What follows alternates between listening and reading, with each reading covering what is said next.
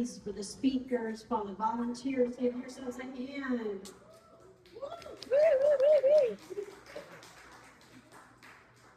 All right, so we are so excited. We have Allison Dale. She is a 5'1" splenic projector, self-projected projector. She works at the intersection of human design, astrology, and somatic practice with a focus on the G center, seasonal intelligence, and the lived rhythm of identity. Her teaching emphasizes coherence, timing, and the wisdom of the body as a guide. Everybody, let's give it up for Allison Gale.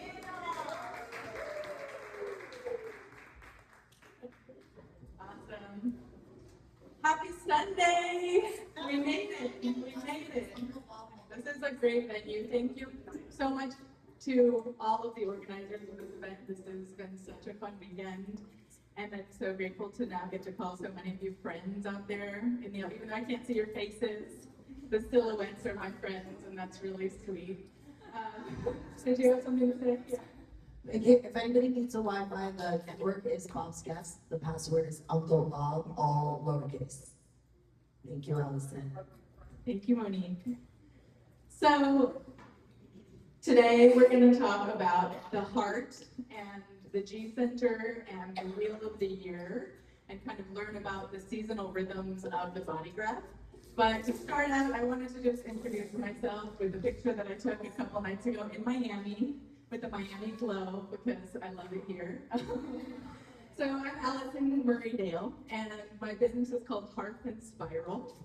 And that's kind of a new name for me, so I just wanted to put it out there because it feels fresh and new. I'm an artist and a writer, a breathwork coach, an ecosomatic astrologer and human design guide. A lot of words there, but I'll explain more later. And I'm the host of the Living the Spiral podcast. And I'd love to have some of y'all on to the podcast at some point, so if anybody's interested in coming on to chat about your specialty in human design. I just love talking to people. You can find me there. My website's in the QR code, and I'll put that back up. But my design, I'm a 5'1" self-projector projector with the left angle cross of Dominion. Dominion. And so is Danielle, our owner. So yeah, Dominion. You're dominating here for sure. My conscious sun, I do a lot of work with incarnation crosses, so the conscious and unconscious sun and earth, because I'm a Leo rising in astrology, and the sun is my chart ruler, and so I'm into the sun. And so as I've tapped into these, I've felt a lot of potency within those energies. And my conscious sun is in gate 64, the last hexagram of the I Ching, known as the gate of confusion, but I really like to look at it as imagination. And then my unconscious sun is in gate 45. It's the gate of the gatherer, but in the gene keys, it has the shadow of dominance and the gift of synergy. As Emily talked about yesterday, this gate quite a bit. I have I just have 2 channels, but my circuits are all collective logic, so I love looking at big patterns. I consider myself a pattern alchemist. I love looking at just how the collective shows up at any given moment. And I'm a mountains person. I live in Santa Fe, so that works out for me. But I also like balconies here in Miami, just looking out over what's going on down below. And I have a possibility view, which I'm learning to love because I do see possibility in everything. For those of you who know astrology, I came into human design through astrology first. So if you don't know this, I'm not really going to explain it too much, but the highlights that I'm bringing out are I'm a Virgo sun in the gate of imagination, a Libra moon in the gate of embodiment, Leo rising, my rising sign is in gate 31, leadership, and I have a night chart, so below the horizon, it just means that there were no planets in the sky. Everything was below the horizon when I was born. And that's really shown up in my life in a big way, because when you look at my human design, it's all head, it's all like intellect, and everything's up here above the body. But then you go to my astrology chart and everything's down below in the darkness and in the roots.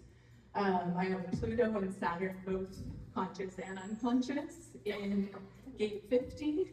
The cauldron is on my IC, which is this very bottom of the chart here, which represents your ancestry, your roots, your connection to source. And so that's a pretty powerful, intense placement that's brought me into the underworld many times, I will say. But for that reason, Hearth and Spiral, this business that I've created, is all about that kind of parallel and oppositional path from the roots into the sky. From, if you did yoga this morning, you might have heard root to rise. It's in order to expand upward, you have to root down deep into the darkness and the underworld, and that's what I truly believe. So my work is, I'll just read my little spiel. My work is for visionary, creative people who are ready to stop performing their light and start living from it. I help you find your authentic shine, the way you naturally radiate when you're rooted in who you actually are, not who you've been told to be. The hearth is a center of warmth and gravity that you can return to when the world feels like too much. And the spiral is the living cycles of planets, seasons, and times that are always moving through you, whether you track them or not. And today we're going to talk about how to feel into both the hearth and the spiral. So we're going to start today with a little bit of breath work. I could definitely talk and talk. As a self-projector, I could just talk and talk and talk for hours, but I'd love to take a moment to just ground into this space together. We're going to be doing just a short 5 to 7 minute coherent breath practice. And it is something you can do anywhere. You can do it lying down in bed, you can do it sitting in your chair, you can do it standing up. It is a beautiful practice. It's really just a 5 to 6 second inhale and a 5 to 6 second exhale through the nose. If you want to release through the mouth and exhale, you can as well. But it's a beautiful, beautiful pattern where the heart and brain synchronize in this rhythm. It's called coherent breath because we can really sync up all of your bodily organs just through this simple breath pattern.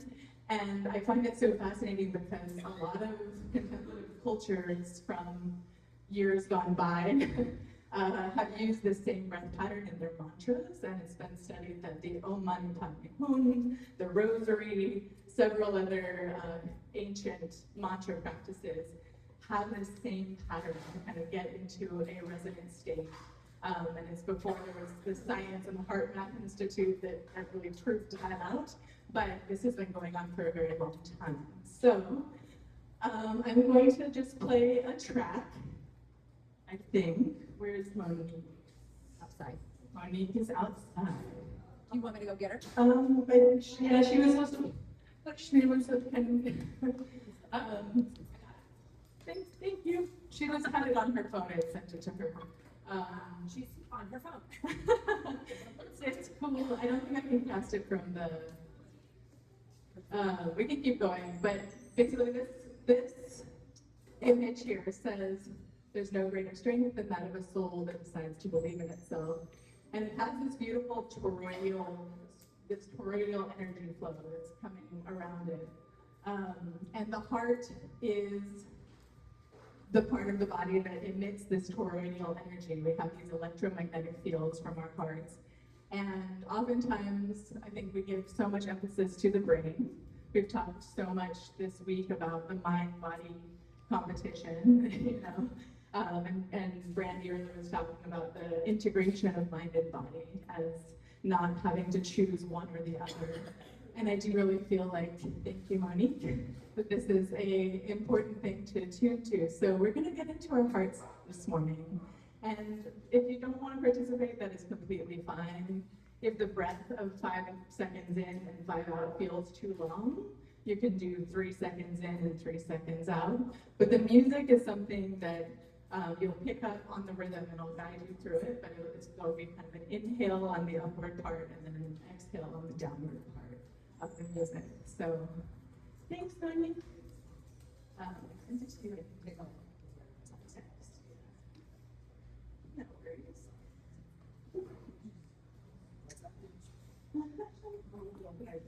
You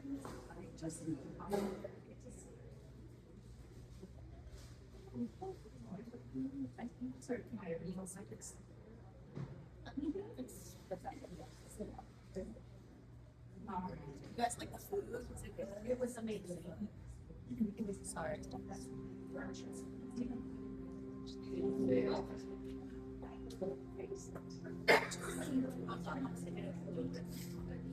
All right, so everybody just, I think if we could all together just take a nice deep breath in through our nose. And then just release it through your mouth. And we'll take another nice deep breath in through your nose. Sigh it out. Let's do one more of those all together, breathing in through the nose. And then making an audible sigh. Just let it all out. And I invite you to settle into your space, root into your seat or into your feet if you're standing. Just attuning to the music. Inhaling and exhaling. Slower breathing than we're used to. So I invite you to welcome your breath into your belly, into your rib cage. Just opening and expanding that central channel.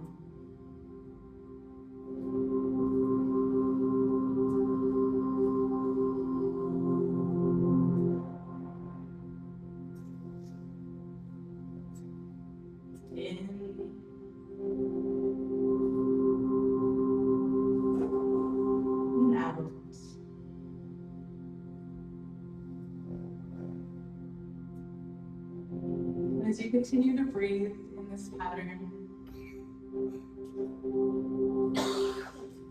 I welcome you to allow any thoughts that have accumulated, any worries, any concerns, anything that's just moving around in your mind.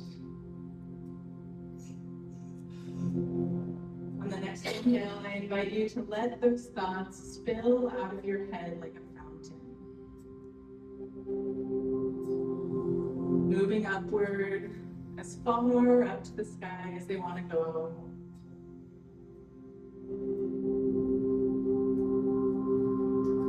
And when they've reached the top point, let them fall down around the side of you. Like this toroidal field that's on this image right here.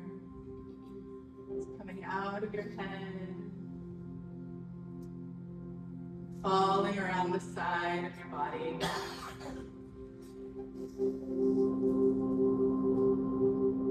Letting that energy, all of the pulsing, vibrating Miami energy of this conference, just letting it go. Breathing in and out.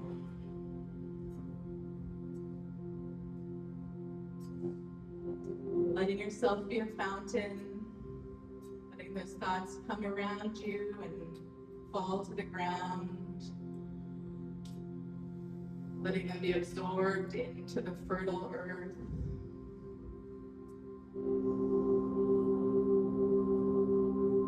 Feeling into what it feels like for those thoughts and feelings to be met by the mycelium, by the roots, by the creatures in the soil.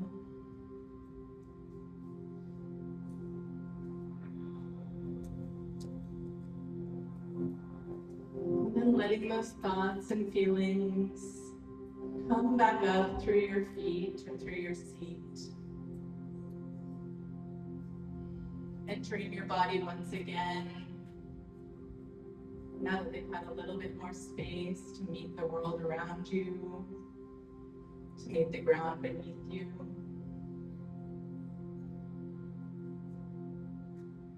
Just continuing this slow breath. Relaxing your shoulders. Moving your neck around your body however you'd like. This is your experience. Sway from side to side if it feels good.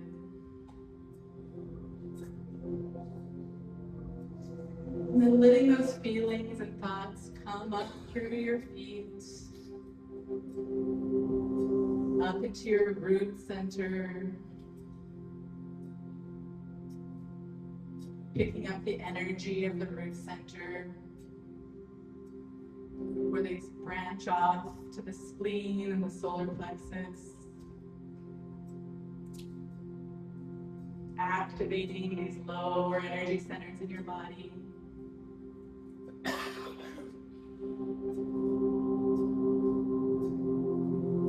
Coming up to the sacral,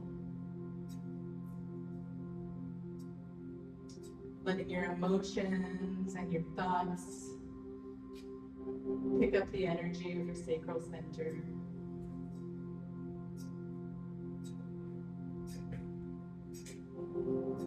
Now allowing this energy field that's created, fountaining out from your head, all around your body, down through the earth and up through those lower centers. Letting it come up into your heart.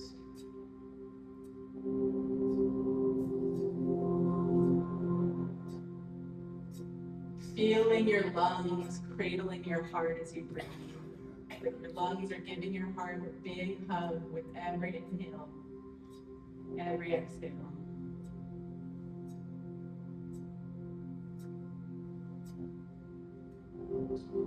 Feeling into your heart as the center of direction. Knowing that your heart holds wisdom, holds depth.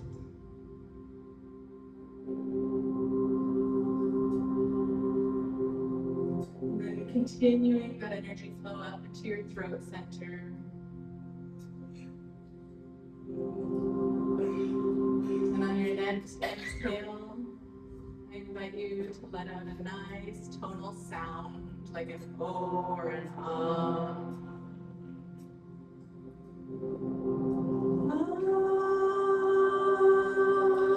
Be low or high. Returning to that breath. Inhale. Another tone on the exhale.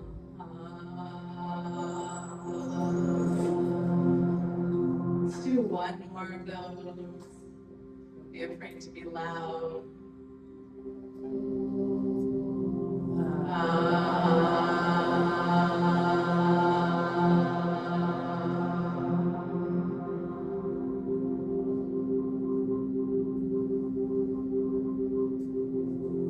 And letting that energy that's still there flow up to your Ajna center.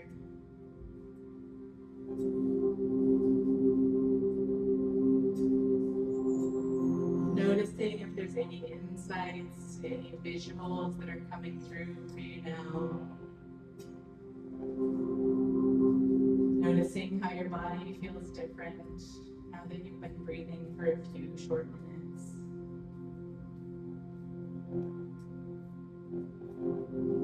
And then returning to the crown chakra, to the head center. Knowing that the energy will continue to flow. It's natural, it's the way the universe works. It's this fountain of energy out to the sky, down to the underworld, and back again through our bodies. Our bodies are conduits for the sky and the earth, and we're blessed to have these vessels to be able to understand these larger spiral dynamics and to feel the feelings of what it is to be human.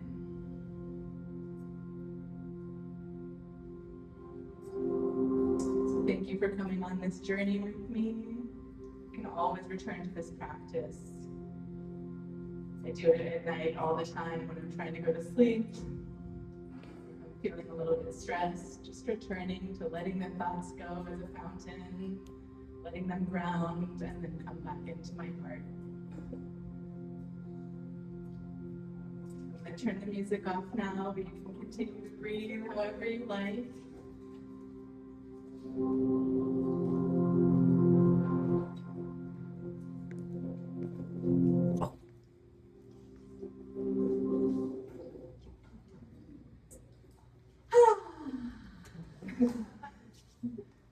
How does everybody feel? Just getting a little more relaxed in our bodies. I have a lot I'm going to say today.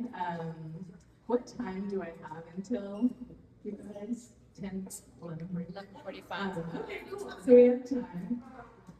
So when I do, I offer several different readings and online courses, and all of my courses and reading types include breathwork as a part of it. I just find that I'm a lot more receptive to information in my mind once I've tapped into my body, and so I've decided to pass that along within every kind of reading that I have. Yeah, you can take that phone. And so I'm going to go back to a little bit about my story because I've loved hearing everyone's story. And in the collective circuit, what I've been picking up on is that everyone here at this conference has their own path into human design, and it's just so fun to see how everybody has landed here in the same room together. My introduction was through art. I was kind of into astrology in 2019, so I'm coming into my 7th year of my experiment. And I had a friend who asked me if I had heard of human design because it reminded her of my art. So this is some of my collages and drawings that I did around that time, and it's all very head-centered, as you can tell. There's like the phrenology and like just different, like lots of stuff coming out of the head. And there's a lot of brains in there. And so I do have, if you go back to my body graph, I have a lot of head stuff going on. So it kind of makes sense that that's where I was. My logical head and ajna, I have the 63-4 channel, and I love maps. I love making sense of things. And so these are some of the maps that I use and that I have used over time: the I Ching, the astrology chart, astrocartography, human design, the wheel of the year. These are all awesome maps that I've loved using over time. And I kind of wanted proof of my experience through these maps to kind of get validation based on something that was larger than me. So again, these are some of the maps that I use. These maps of the wheel of the year that have been created and downloaded and cultivated by different cultures for millennia. There's the medicine wheel of the indigenous North America and Siberia that splits the wheel of the year into 4 directions. The Taoist whooshing cycle, I'm a Qigong practitioner, and that's a cycle that kind of divides the year into 5 different elemental groups. Then you have the 12 signs of the zodiac. It goes back to Babylon and Sumeria and Greece, and who knows how long before that. And then, the 64 hexagrams of the I Ching. And so I love these maps, and the brain's job is to make a map. The brain takes in information from the body and the environment and builds a model, and it is really, really good at making these maps. So there's a problem, though, with the maps that I found out in my deconditioning journey, that the mind can start to believe that the map is the territory. We can start to get so obsessed with the body graph or with our gates or our channels that that's all we're thinking about, and we get so stuck up in the mental space. And so sometimes that model can just start running on a loop without actually being in the present moment. So I think that's what Rob called the not self mind, was really just a map maker that got promoted to decision maker when they really should have just been space maker. So that's kind of how I see the not self. It's just like spending too much time with the maps and not looking up from your map as the actual landscape that you're in. So on my personality side, when we did that exercise with Kali Ma, where we split into the personality on the body side. My personality side is a mental projector, and with just the 63-4, and so I spent most of my life just like maps, like logic, make it all make sense. And I think that really led me to really live a not self life for a long time, where even when I didn't feel great in my body, I was able to justify my path with these maps. So they were good to learn about, you know, what was going on in the world, but I could always use that logic to justify something when it wasn't what I wanted. And then I got pregnant, and that's my pregnant belly. And that was like the day before I gave birth, so I took this selfie in the mirror, and I really felt when I was pregnant that I was able to feel the wisdom of my body in these lower centers that are not defined in my chart, because there was literally a little human like pressing against my spleen. And I started to feel it, and I was like, I don't know, I had this huge transformation where it was just so powerful, where I dropped out of my mind and into my body for the first time since I was a little kid.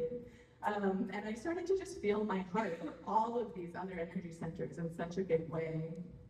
So I started making a lot more art about the heart, less about the brain. And I started to just really feel and remember. It wasn't just new discoveries. It was like I was going in this process of deep remembering about what it was like to be connected in the moment to another person, to the ants on the ground, to the mountains, to the earth, to just everything around me. The relationality came back in just such a powerful way. And that's when I started doing breath work as well, because the birth breath work is very common to learn how to breathe during labor, but then after that I was like, I'm not gonna stop. This is like, everyone should do this.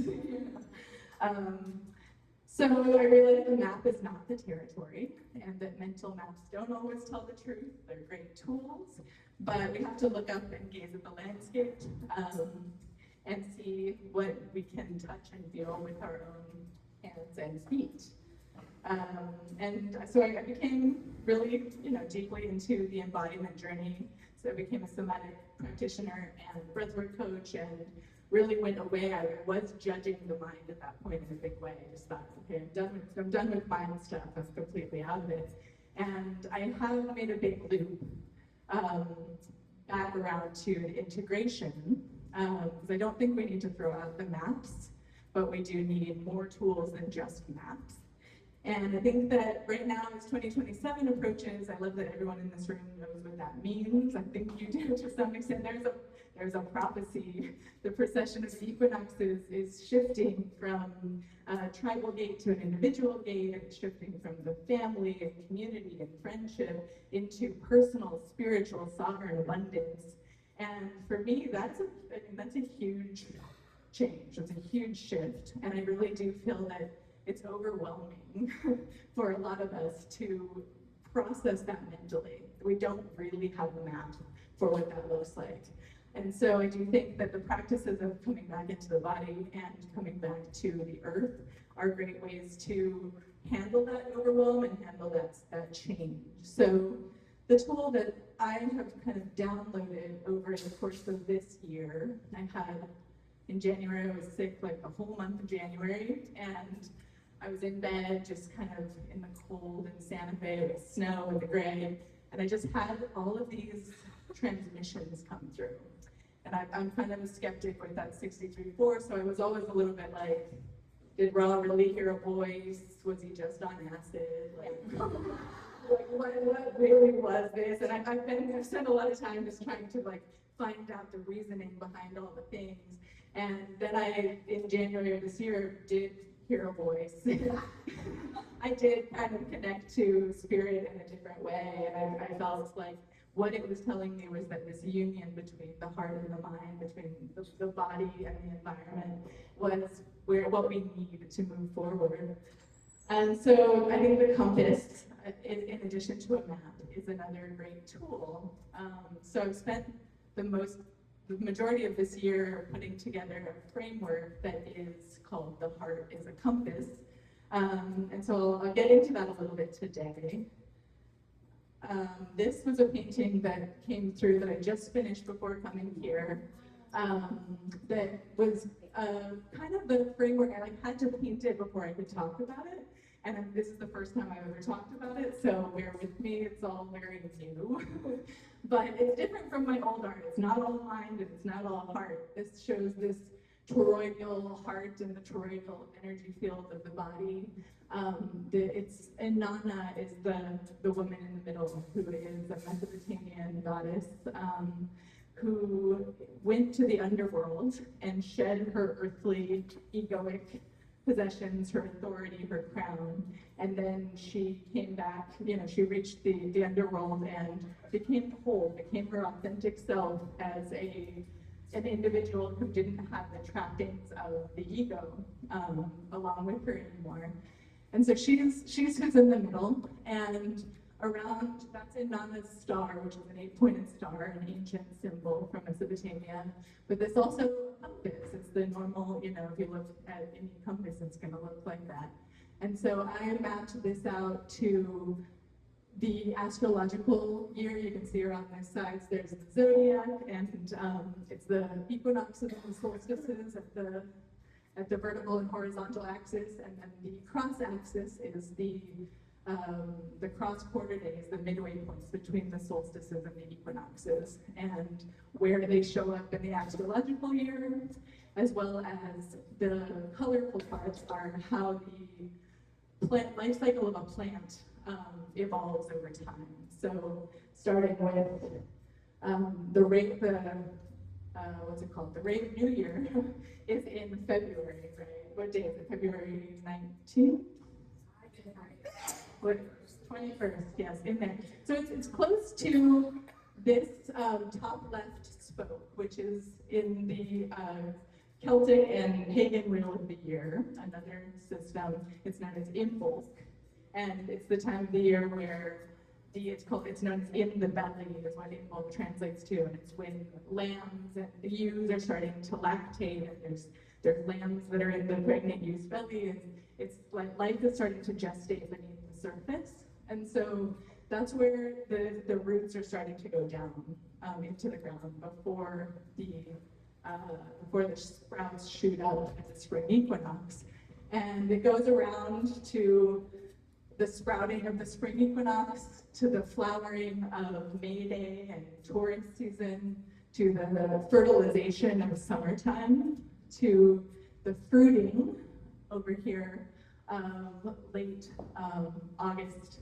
That's the Leo season, kind of July and August. And then we have on this side the fall equinox when the leaves start to fall. And then we have this spoke up here is Halloween, Samhain, which is when the leaves start to decompose and transform into a completely new thing. So this, for me, being in touch with the earth through these cycles, and the descent into the underworld and back up into life, really just came through in this kind of transmission for me, and it came through in a visual way. So I'm still figuring out how to talk about it, but it feels really poignant for me. So thank you for witnessing. It's beautiful. Yes.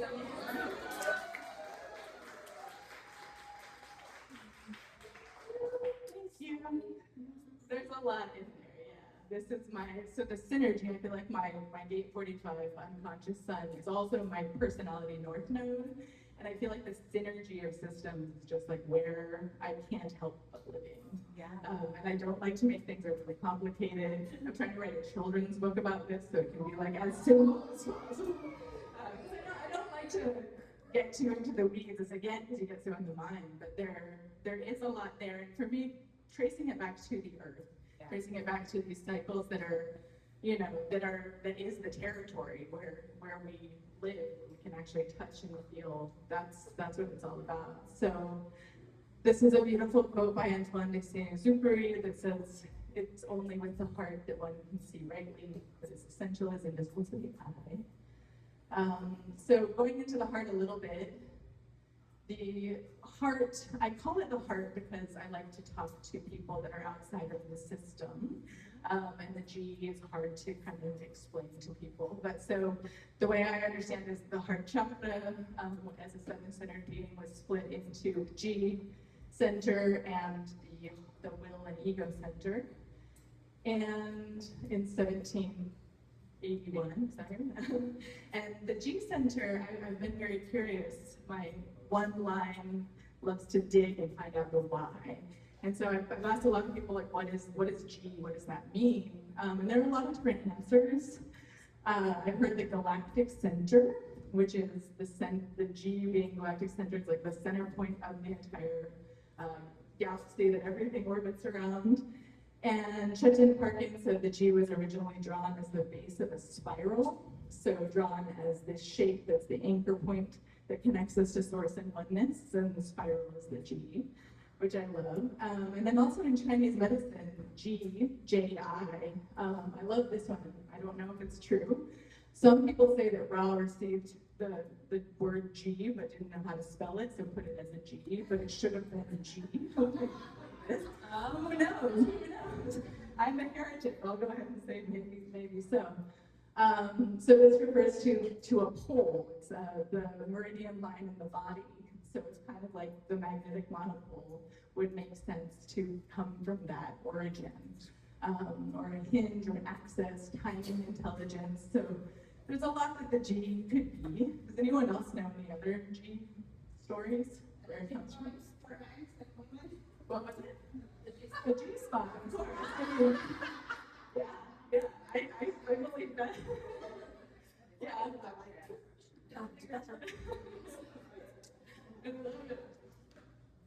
it. So the G center in Ra correlated correlated the G center to the blood and the liver as this kind of energy force that comes through, like it's primal energy force. And the liver does sit right below the diaphragm in the body. So when we were breathing, our diaphragm was touching our liver. In my studies of Qigong and somatics and anatomy, I've come to believe that the G center includes the fascia, and Carla was talking so deeply about fascia on the first day. But I've learned a lot about fascia. It's like an electrical conductor in our bodies. And there's a fascia line that runs from the inner arches of our feet all the way up through our inner legs, all the way up through around our heart, which is the pericardium. It's this sac of fascia that holds our heart, essentially. And then it goes all the way up to the tip of our tongue. So it essentially connects our roots to our expression. And to me, that's like, wow, that's so cool. And also there's a fascial network that connects our heart to our hands up through the center point of our hands. And so it's almost like this cross. And looking at that painting, it is a cross and another cross. And the incarnation cross is this cross. But I feel like that's in our bodies. I feel like we have this piezoelectric, like actual electrical conductor that ties us to the earth, to the sky, and then out through our creative expression. So very cool stuff. Yeah, it feels really good. Nice. So in ancient Egypt and Mesopotamia, the heart was the center of intelligence, not the brain.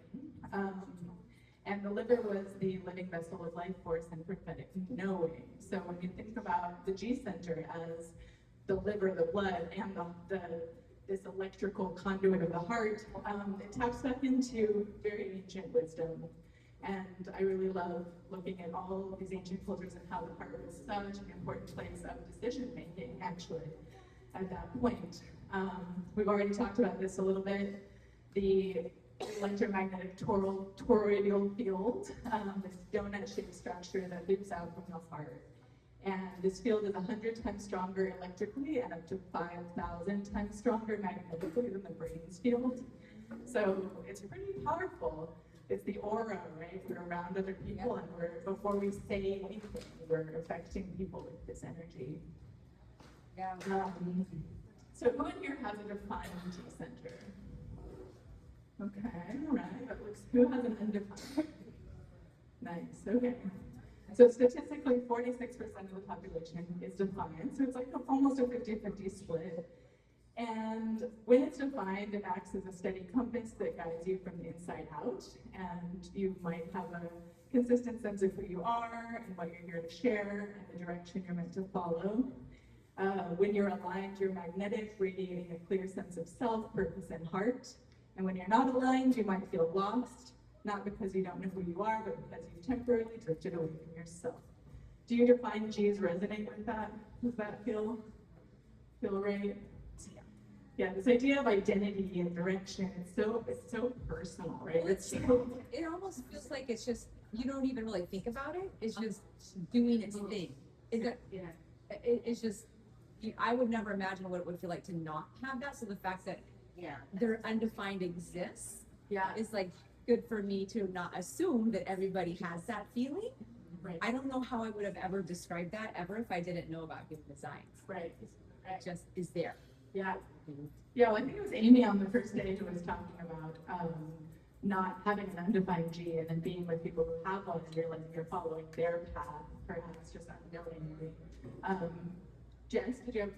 Yeah, just a big comment about that. The most beautiful way I've heard it described, Miss Sark was talking about it, and she was saying it's like a snail, and it's like the people with the divine G have the shell with them. You carry your home with you, you carry your direction, you can always go back into.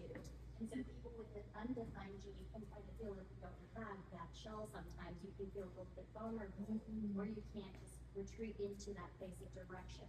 And that holds that sense of yeah. And that really, when she said it, I was like, oh yeah, I feel this. Yeah, Yeah, she's a reflector, so it's yeah, right? And then we fled the chill, so I remember. Isn't like what undefined do you feel like a hermit crab looking for their shell? would an undefined G look like a hermit crab?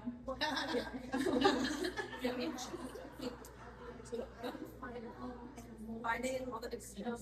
Yes. Okay. That's cute, yeah, no, I like it. Gabrielle says as an undefined G, she can find home in a multitude of places, like find that sense of home. So I like this snail and hermit crab analogy a lot. Me That's too. really good. So I'm gonna use that Me for sure. too. That's For good. sure. Yeah, I mean, I don't think I have to tell you how it feels to be you, but these are just some ideas of like how it might resonate, or what some shadows that might come up. As a defiant G, you might feel clear about your purpose, even if others don't understand it, and inspire others by being fully you. But your gift is not having all the answers, it's in living your truth. So that's been something that, for me, as that logical, like, wants to find all the answers person, it's taken a while to come to this place of just like, I just gotta be, and then I actually make the most impact. So that's defined G. With undefined, yeah, it's contextual. You might feel like yourself is environmentally dependent. You might feel like yourself in some places and not as much yourself in other places. Your sense of direction might change depending on who you're around or what time of year it is or what the transits are. And so what I will say is that defined or undefined, everyone has all parts of the body graph and everyone has all parts of the chart. And I think that's really easy to say, but not to really feel, because it's like, well, I'm sure, but I also have my chart and I relate to it, so how can I have all of the things? But I think that for me, the practice of tracking the transits throughout the year, and I've really just stuck with the solar, like the sun's transits through the 64 gates throughout the course of the year for now, because it gets so complicated to track a lot of transits. But looking for the past 3 years, I've tracked the sun as it's moved through all of the 64 gates around the mandala and kind of how that energy showed up in my life. And it's been truly mind-boggling, just like, and heart-boggling. Like, it's been just so amazing to attune to the energies that we're all feeling through that neutrino stream and to really pay attention and attune to that. And so the compass, the heart is a compass. This is just, the problem that the transits can be really hard to keep up with.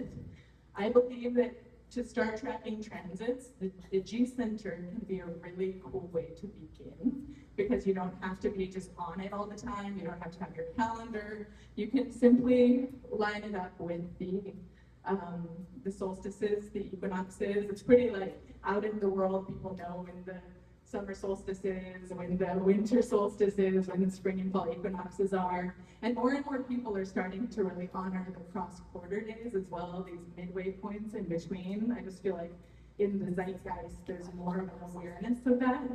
And so these are all the gates of the heart and of the G center, which I just think is so beautiful. Like whoever or whatever the voice was that delivered this, I'm like, this got me. And I found this out about human design. I was like, yes, this, I love it. And so these correspondences, these are the pagan Celtic holy days of the wheel of the year. And so if these words look a little unfamiliar to you, they're kind of an amalgamation between Celtic and Germanic holy days, European holy days from ancient Europe.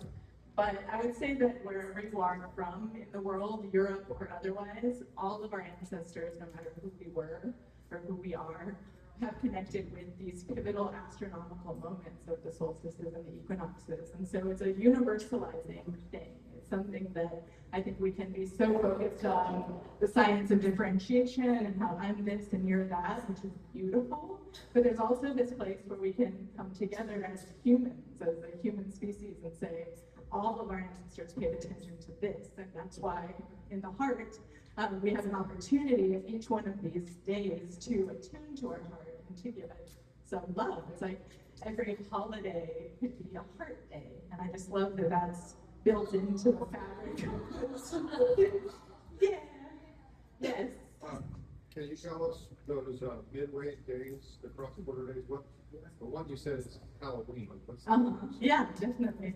So I'm going to go through that actually. I have 10 minutes left, so I think I have enough time to go through the rest of this. Let's see. So yeah, these are all seasonal thresholds. We pay attention to these holy days and know how they light up our charts.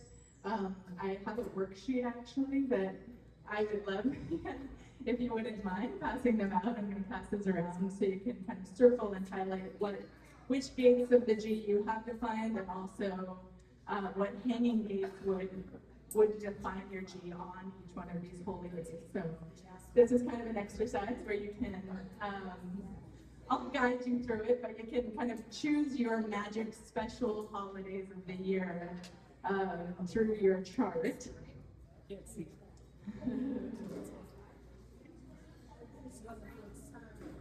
So as we get these passed out, you can have your visual aid. So we'll start here with gate 13. It's February 1st. Aquarius season. She's Starting out in Imbolc, which means in the belly. Just that one translates so well, it's easy to remember. I see it as the roots of the plant, the time of the year in a lot of the northern hemisphere where plants are still underground, but they're starting to stir and they're starting to take some motion underground. The seasons that I'm putting in here, the season of fire, for example, that is because each one of these threshold points is the beginning of the lower hexagram of the I Ching changing. So, for example, Imbolc to the spring equinox, all of the lower trigrams of the hexagram are fire. And then you move into the spring equinox through Beltane, all of the lower trigrams of that are thunder. And so it's just another layer of elemental wisdom to apply to that season, which I find, I'm not going to go too into that today because we don't have that much time, but it's just something to know that in the wheel of the I Ching, it is also split up in this way between these holy days, which is really cool. So moving through, that's the spring equinox is the next one. It's known as Ostara in the pagan wheel of the year. It's on the Pisces Aries cusp in astrology, and I see that as the sprout of the plant. Like the Aries horns are kind of like that symbol of Aries comes out, and it's the same as like a dicot sprout that's coming out of the earth. It's a similar kind of symbolism. And this is the season of thunder. We're in this season right now. We got here in the gate of shock, and now we're in the gate of growth, and that's all in thunder season. It's like there's some action and activity going on in the spring. And so the next section starts with May Day, May 1st. It's known as Beltane in the wheel of the year. And it starts with gate 2, the gate of receptivity.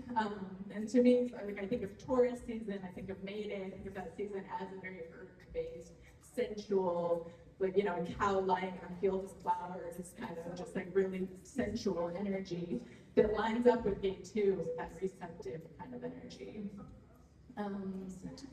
The next one is starting at the summer solstice, which is gate 15, the gate of extremes, or the direction of the self.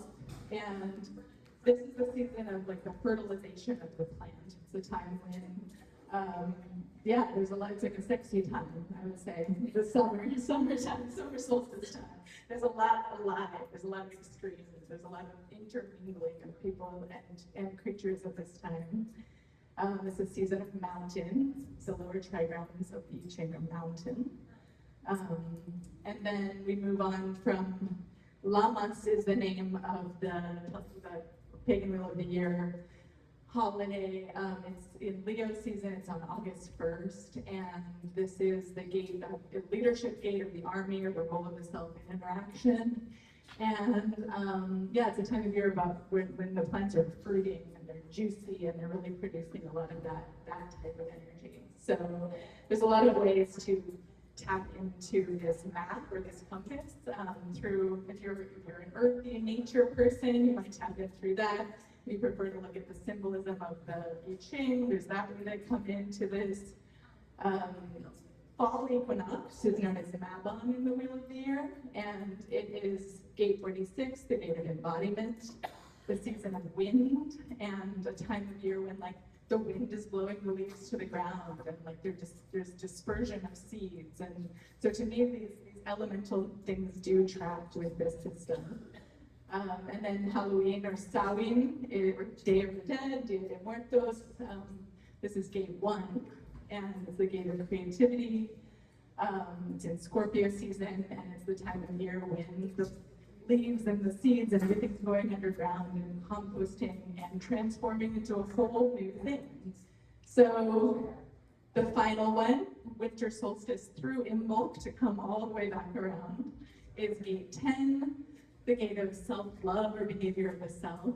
And I really see this as after this entire cycle of like the full life cycle of the plant, we're coming back around to the seed again, just the individual seed of like pure authenticity, pure concentrated love and selfhood in that moment before it cracks open and starts all over again to do this full cycle. So that is that. And so on your worksheet, we have 5 minutes. This is amazing that the timing has worked out. But I think what might be a fun way to come into this, again, this is the first time I've presented this, so I haven't done this before, but I think what you can do is, I have on your worksheet, you can circle which one of the gates in the G Center you have active down in the little part on the bottom here. And then also circle which hanging gates that reach for the G Center that you have defined. And then I put which holiday on the Wheel of the Year they line up with, so you can kind of find out which day might feel more resonant for you, like your own personal holiday within the year. So, yeah. Thank you for sharing.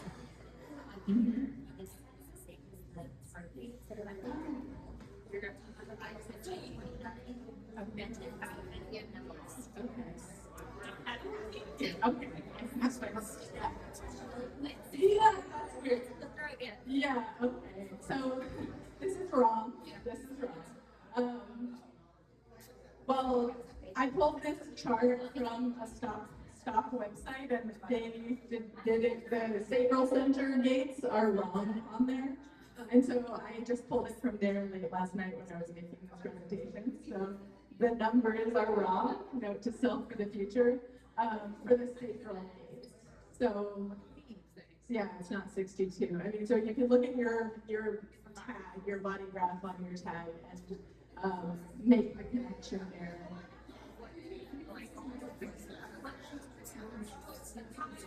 Is that exactly? Are you saying D62 is wrong?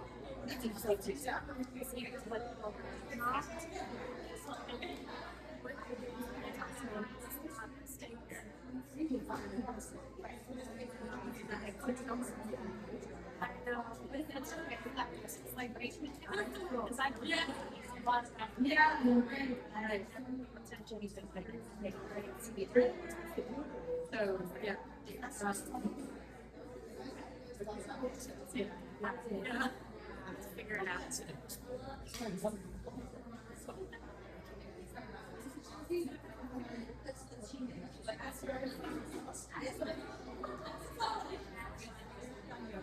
I'm just going to But I don't want to miss it. It's pretty rough. Yeah. But, yeah. I said I'm going in the restroom.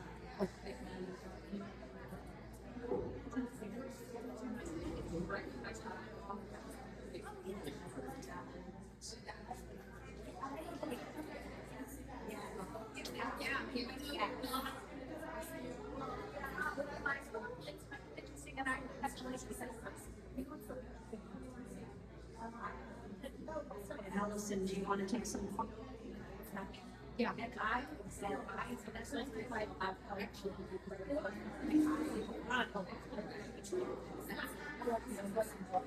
Keep off that's awesome. Allison, do you want to wrap it up?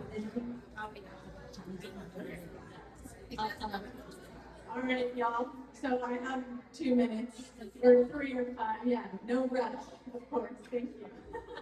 But I'm available for questions afterwards or during the break.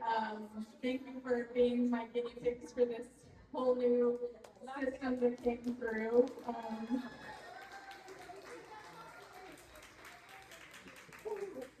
I have a few ways to work with me or just keep in touch. I do have this Living the Spiral podcast. I love to have guests on, so reach out if you're interested in being a guest or just listening. I record a forecast every full and new moon that brings in human design, like the gates that are activated, the seasonal energies that are activated. I have a Substack where right now I'm walking through each one of the gates and releasing a post every time the sun enters a new gate. So you can get embodiment activity and a creative practice that's aligned with that, and that's been kind of fun. My deck, thank you to all of you who have bought it so far and played with it. That's available online as well on my website. And then I do readings, different kinds of readings, and I have one course upcoming that is all about this. And it's going to be on Zoom in mid-May. I have flyers for it right here if you're interested. So I'll pass those around.